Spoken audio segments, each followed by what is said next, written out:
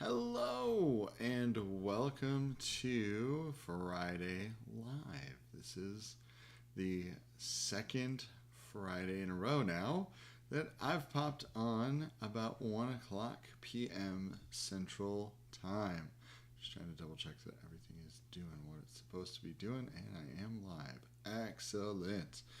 Okay, so today I want to talk about singing in a choir. Now, I wrote about this yesterday on my Substack, and I'm going to get to that and talking about those ideas just a little bit, but I ended up doing something pretty awesome today. So I teach voice lessons in the public schools during the day, Monday through Friday. And today I was at a middle school working with a young man who's in the 7th grade. Got a fantastic voice. And we are in the heart of solo ensemble season for middle school students. And so we're working on his song, and he's doing really well with it. And I said, hey, we got 2 lessons because they end up having a week off in the middle of October for whatever strange reason, I don't know. But I said, we've only got 2 lessons after today before you sing your solo. He says, well, I'm actually singing an ensemble. Like, what? He was singing it with 3 friends. We're planning on singing it with 3 friends. And I'm like, man, I was really hoping you'd do this as a solo because he has a very strong voice, a very powerful leadership style voice, which is great or can be great in singing in an ensemble. And I wanted to touch on that just a little bit, the idea of singing a solo versus singing in an ensemble. There are 2 different ways of singing in this regard, because when you're singing in a solo style, when you're singing a solo, you are it. There is nobody else to help you out.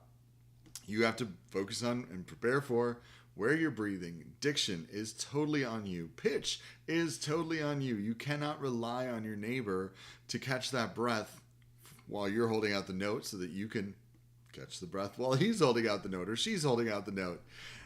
This is a little bit more of a challenge, but stylistically as well as we sing, you have to blend together with those singers around you as you are singing in an ensemble. For a long time, I've been in the church music world, and one of the things that I like to do for my choirs was to look for videos of whatever song we were singing so that they could kind of get an idea of what the finished piece would sound like. So I'd find versions sung by high school choirs, by college choirs, and even church choirs. Now, let me tell you, this was the interesting part of it all. I mean, you kind of know what to expect with a high school choir or even with a college choir. It's going to usually be very well done. But church choirs, the quality could be sometimes hit and miss, as it can be with many church choirs. And when I'm looking at these YouTube videos, because, that's kind of where I went, and that's obviously where I am right now, so you're finding me here on YouTube. So the thing is that, well, sometimes it was a solo soprano and a bunch of other singers, or a couple solo singers, or some older singers that have natural vibrato because they're older and their voice just kind of wobbles a little bit. Point being, it was difficult to hear the blending together of the voices. Because when you're singing in an ensemble, it shouldn't sound like individual voices. It should sound like individual sections. So if you're singing an SATB, soprano, alto, tenor, bass piece of music, you should hear what should sound like one soprano voice, one alto voice, one tenor voice, and one bass voice. And I'm not saying one literal voice. I'm talking about they sound united as one. That you're trying to match the pitch of somebody else around you. And when you're singing a solo, you don't have to worry about that because you have nobody to match with. And so there are 2 different ways of singing. So with this student, after his lesson, I was talking with his director a little bit and said, I think he needs to sing a solo. And he's like, well, I can totally back you up on that. I said, I really think so, because while I get that he would be more comfortable singing in an ensemble, it's not totally on him. I think his voice just naturally stands out because he just has this really clear tone that cuts through, which I think would really work better as a solo. So he's going to do both solo and ensemble with the same song, which is a great experience for him because I think that's going to benefit him in the long run to learn how to do both. So I wanted to touch on that just a little bit today right off the top because that is such an important differentiation, I can talk really, differentiation to make as you're singing, because both styles are necessary and important, because singing a solo can be a lot of fun. It's work too, but it's fun and it's challenging. But so is singing in a choral setting or an ensemble setting where you're surrounded by other singers and you have to work together, which is where the segue comes in to my Substack post from yesterday. And you can find this on my Substack, which you can subscribe to. I'll have a link to it here in the notes later on, or at least place a comment with it there. So I came up with 5 reasons. Now there's a ton more than 5 reasons, but I went with 5 of my top reasons. At least I think that they're reasons. And I've sung since really I was in 2nd grade, because when I was in church, I've sung since I was born, but in choirs, I've sung since I was in 2nd grade. I actually was allowed to be in the children's choir, which started at 3rd grade when I was in 2nd grade. I think part of it was because I was the pastor's kid, but I think part of it too was that I was able to sing and sing well. So my first reason, it's fun. I mean, yes, of course. Singing in a choir is work. It is challenging, especially if you're singing something that's a cappella, with no accompaniment, where you are relying on everybody else to stay in pitch and for you also to keep that pitch up. That could be a challenge. There's work there, but when everybody's on the same page, really, kind of literally on the same page, the sounds are beautiful and amazing. And I can't tell you how many times in singing music in a choir setting, I got goosebumps. It was just, that feeling is just so amazing when you get just that, that chord is just really well in tune, or something like, it just sounds so good, or you just know, hey, we all nailed this really beautifully together, and it's just so good. And of course, the thing about it too is just the fun that comes from that emotional range that you can take in music. You can go from being sad to being joyful and exuberant as well. And I think that's such an amazing thing. And I tell students this all the time, is that one of the things that I appreciate and love so much about singing is you're telling a story. Now, yeah, if you're playing another musical instrument like a piano or saxophone or clarinet or guitar, you're still telling a story, but you're only using just the musical notes and the musical phrases that are there.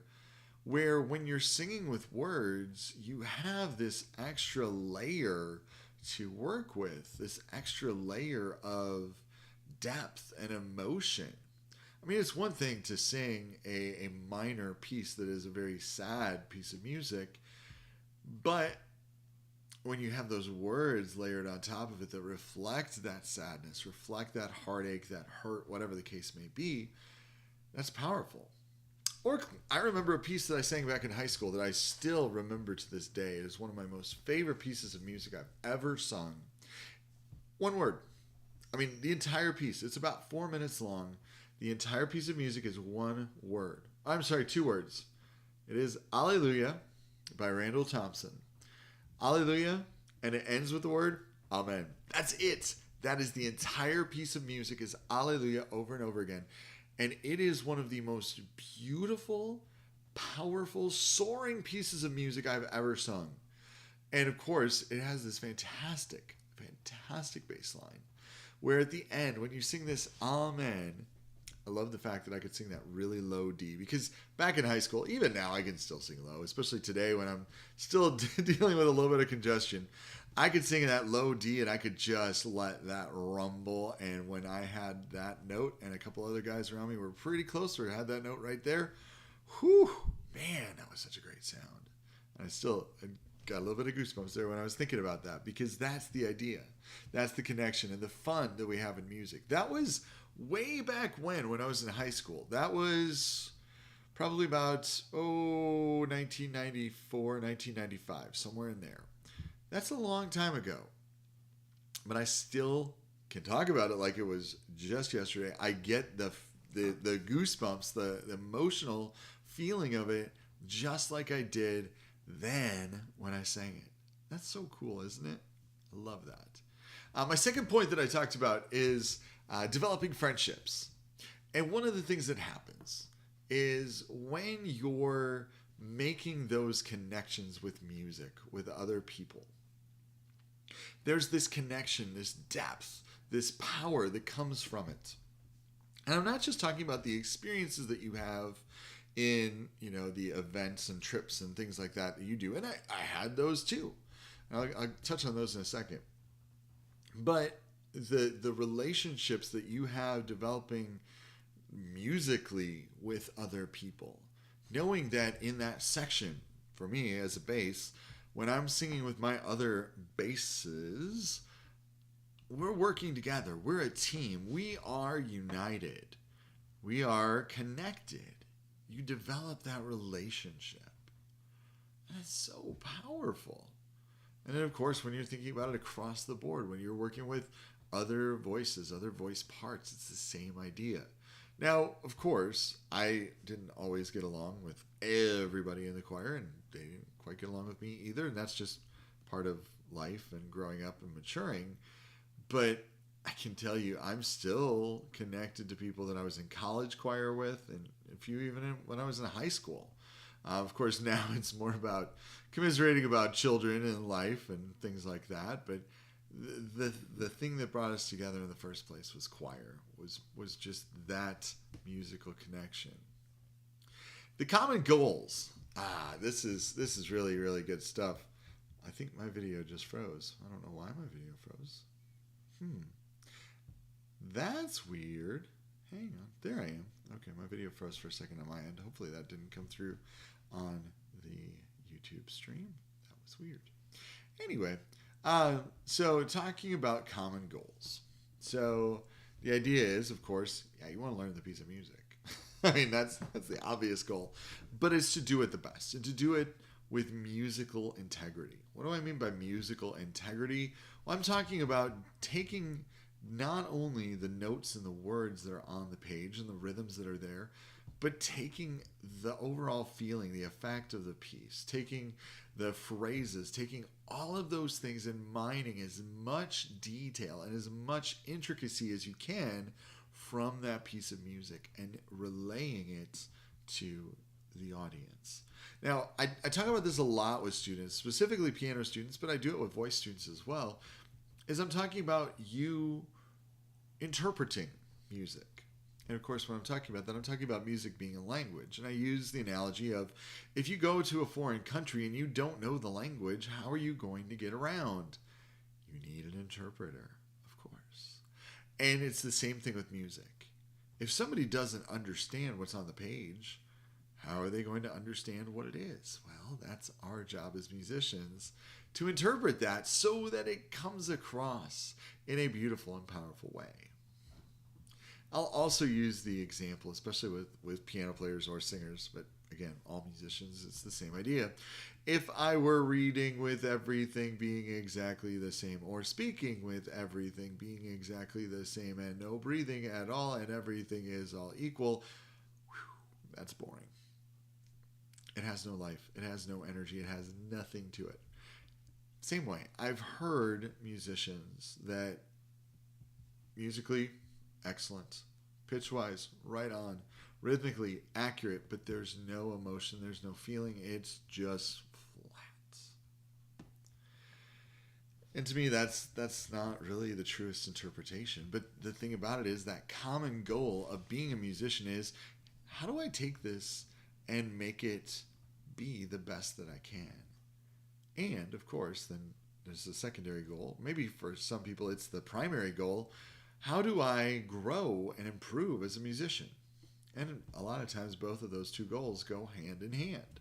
because as you're developing those skills, you're developing that musical integrity and really bringing out what's there in the piece, which then can go on to other pieces. That common goal is usually set by your director or your section leader or you. I mean, you can kind of set it for yourself as you're working on that piece of music. Or like I was talking about at the top of this video, when you're singing a solo, you're it. You're the one who's really determining what is going on and what is the plan, what is the goal, what is the direction here. And I tell the students that I accompany this when they're singing solos. I say to them, you're in charge. I'm following you. Whatever you do, I'll follow. If you speed up, I'll speed up. If you slow down, I'll slow down. If you jump over 3 pages, I'll figure out where you are and find you. And they have a hard time with that because they're used to like having somebody else kind of lead them. But that's, again, this whole idea of the goal, right? The goal is if you're going to sing a solo, you're singing the solo. I'm not leading you in that solo. I'm the accompanist. Accompanying is something different than soloing. So that's a really important thing to figure out what the goal is. And usually that works really well as you're starting to work on the piece. As you sit down with it for the first time, you're looking at it. And this is one of the things I encourage students to do all the time is look over the music before you sing a note, before you play a note on your instrument. Look it over. Figure out what's going on. Where are the parts that get repeated? Where are the parts that are similar? Where are the things that look like they're going to be challenges? Let's deal with those right off the bat. And then you can set your goals to say, okay, well, I've got 16th notes here. That's going to be a challenge. I've got this really long passage right here that I'm going to have to really go without any breath. So that's going to be a goal, is working on my breath support so that I can really sustain that for a long period of time without having to breathe. And that's another thing, speaking of breathing. Set out your breathing before you start even singing a note. Figure out where you're going to breathe. But then here's the fun part. Because I actually had this yesterday and this morning with students. They marked their breathing, but did they follow it? Not quite. So that's a very important thing. Yes, marking everything in your music is step 1, but then step 2 is follow it. Okay, point number 4 I talked about, which is also kind of a flip side off of the goals, teamwork. Now you can get this in many other areas of life. You can get it from sports. You can get it from plenty of places. But I've found that the teamwork that comes from music, and I've played sports, and there's a power and a connection that comes from that.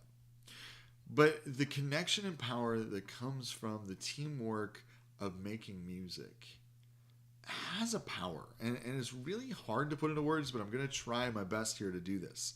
Because when you're part of a sports team, let's say, you have those who are athletically gifted, who are able to, make the shots in the basketball game or hit the ball in the baseball game. But you also have those other ones who are like, this is just kind of fun. I like being outside playing baseball. I like being on the basketball team. I like to run.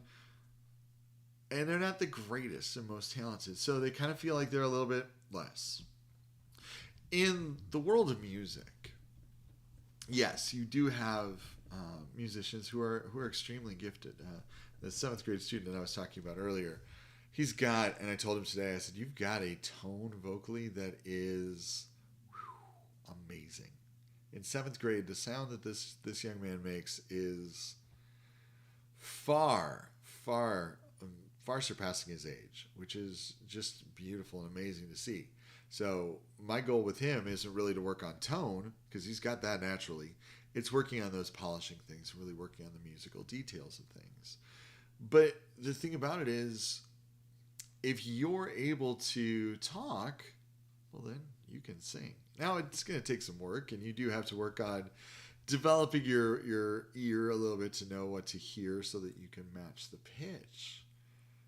But that's pretty much it. It's not a matter of talent or lack of talent or whatever the case may be. So there's a lot of those things that come in that are really important. Of everybody's pretty much on the same level. So I think when you're thinking about teamwork, it's basically we're all pitching in to make everything be the best that it can be. The final point that I talked about in my post, and I think this is the fun part of it all. I talked about experiences. And one of the things with experiences when it comes to music, I've had the opportunity to sing in some amazing places. I've had some fantastic churches that I've sung in that have unbelievable acoustics. I've also had the privilege in the fall of 2019 to go to Carnegie Hall and sing there, which was absolutely amazing. And it really wasn't, that's a crazy story. I'll just give you the short detail of it right now. So the church I was serving as music director, one of the things that had been done before I got there was to do a cantata every year. And so we had done a few by the composer Joseph Martin, who I got to know and get to connect with at a conference every summer up at Baylor University. And so I got an email the fall of 2018 asking if we would be interested in auditioning to sing under Joe at Carnegie Hall. And I put it out there to the choir, and they loved the idea. So I said, okay, well, let's do it. So we auditioned, and sure enough, we got chosen, of course, because really here's what happens. If you pay the money and you're willing to go for it, well then, that's exactly what you're going to do. You're going to get to go. So that's what happened. I think my video froze again, and I don't know why, but I'm still going to keep talking. So if you just see my face just kind of staring at you, I'm still here and I'm still talking. So, but the idea was, you work on the music ahead of time, you go for this weekend, and you get to perform. And it was absolutely amazing. And it honestly led me to where I am today, because it helped me realize in preparing for that, because I didn't get to direct, because Joe did it, not me, I got to sing. And I forgot how much I loved singing and preparing music. And so that connected with a few thoughts and feelings and conversations my wife and I had been having about possibly leaving full-time music ministry in the church, was kind of the kick to say, yep, this is the time. And that's what we did. And that kind of led me to being the full-time music educator that I am today, which is super cool. But those experiences are absolutely amazing. And it doesn't matter whether it's getting to sing at different places or going on trips together. One of the most difficult experiences I had was in high school. My junior year, we went on choir tours in our area for a weekend, and we did that. And it was the middle of winter, and a couple of students had to be at our school's basketball game, so they joined us late. And what happened was one of our classmates was in a car accident and was killed. And they came back and told us the news, because of course those were the days before cell phones, and so that was really tough. But we all kind of grew much more closer together because of that experience. And I'm going to finish with this one. A fun experience that I had was when I was in college. My sophomore year, we took a spring break concert tour through the Midwest. Now, if you know anything about March in the Midwest, there is always the potential for snow. And that's what happened. It snowed. In fact, it snowed so much that the interstate was shut down because 18-wheelers jackknifed and got stuck. And we were on a bus on the interstate, stuck with nothing but VeggieTale videos to watch, because why not? And so that's what we did. And it was a great experience, because even though, sure, we were stuck, it was cold, we were on a bus, we could have found many things to complain about, we had fun. And those are the experiences that I think are so amazing and so powerful. All right, well, I'm going to end today's stream here. And I know last week was the echo. Today, hopefully, it's not that I'm just kind of sitting here staring with a blank frozen screen, but hopefully, maybe next week things will be a little bit more normal. I don't know. Anyway, thank you so much for tuning in, and I hope you have an awesome week.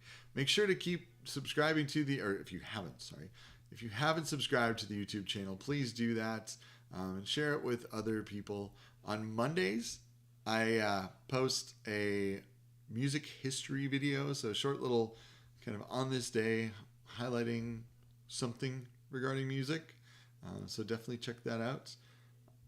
And that's it. Have an awesome